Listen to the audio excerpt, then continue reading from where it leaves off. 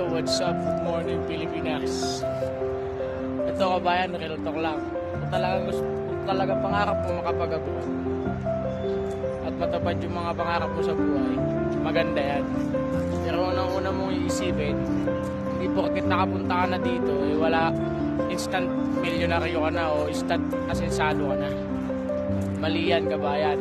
Unang-una mong iisipin, kapag nakapunta ka na dito, katakot-takot na utang ang babayaran mo sa Pilipinas.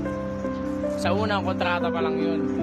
Pangalawa, pag nandito ka na, huwag mong iisipin na ang mga nasa abroad masarap ang buhay. Mali. Dahil dito, pag nandito ka na, impyerno na. Pag gising mo na alas 3 o alas 4 ng umaga, kikilos ka na at magtatrabaho. Tapos uuwi ka gabi na para matulog. Tapos umaga ulit, ganun lang paulit-ulit.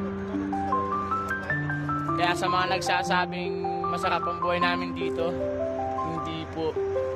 Sobrang hirap. Patatagan lang, patibayan lang ng loob.